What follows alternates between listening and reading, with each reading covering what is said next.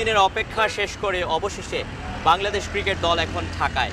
ঠিক রাত 10:39 সিঙ্গাপুর এয়ারলাইন্সে করে 19 সদস্যের বাংলাদেশ স্কোয়াড ঢাকায় নেমেছে এবং আপনারা নিশ্চয়ই জানেন যে ক্রিকেটার এবং অফিসিয়ালস মিলিয়ে 19 সদস্যের জন্য এই 19 জনের জন্য দিনভর অর্থাৎ টানা 2 দিন অপেক্ষায় ছিল পুরো বাংলাদেশ, পুরো জাতি। আপনারা নিশ্চয়ই জানেন যে শুক্রবার সকাল থেকে সব কিছু এলোমেলো করে দিয়ে ক্রাইস্টচার্চ পরিণত হয় এক মর্মান্তিক ঘটনায়। বাংলাদেশের শেষ টেস্ট ক্রাইস্টচার্চ টেস্ট, দুই বোর্ডের অনুমতিক্রমে বাংলাদেশ ক্রিকেট বোর্ড এবং নিউজিল্যান্ড ক্রিকেট বোর্ড তাদের শেষ টেস্ট না খেলার সিদ্ধান্ত নেয় এবং দ্রুত বাংলাদেশ দলকে ফিরিয়ে আনার যে প্রতিশ্রুতি দিয়েছিল ক্রিকেট বোর্ড এবং বাংলাদেশ পররাষ্ট্র মন্ত্রণালয় সেটি রক্ষা করেছে। পৌনে 11টার দিকে তারা ঢাকায় নেমেছে এবং নেমে অধিনায়ক মাহমুদুল্লাহ রিয়াদ কথা বলেছেন এবং তিনি যেটি জানিয়েছেন যে পুরো দলের মানসিক অবস্থা আসলে একেবারেই ভালো নয়। প্রতিটা প্লেয়ার তাদের পরিবারের কাছে ফিরতে চেয়েছিলেন, দেশে ফিরতে চেয়েছিলেন। যে মর্মান্তিক দৃশ্য তারা দেখেছেন নিউজিল্যান্ডের মাঠে, ক্রিকেটের বাইরে গিয়ে অর্থাৎ এসব ভুলে আবার মাঠে নামা, সব কিছু মিলে এক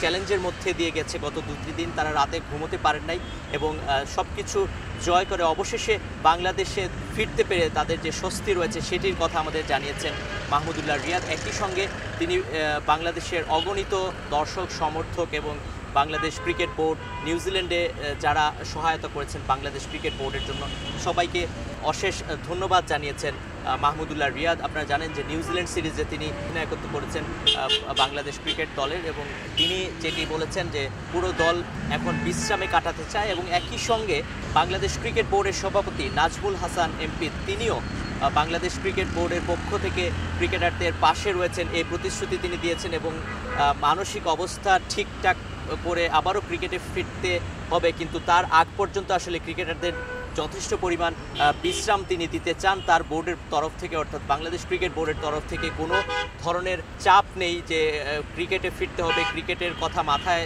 রাখতে। আপাতত তিনি ক্রিকেটের বাইরে থাকার পরামর্শ দিয়েছেন বাংলাদেশ ক্রিকেট দলকে এবং একই সঙ্গে তিনি পরামর্শ দিয়েছেন যে ক্রিকেট নিয়ে চিন্তা না করতে, আপাতত শুধুমাত্র বিশ্রামে থাকার পরামর্শ দিয়েছেন বাংলাদেশ ক্রিকেট বোর্ডের সভাপতি।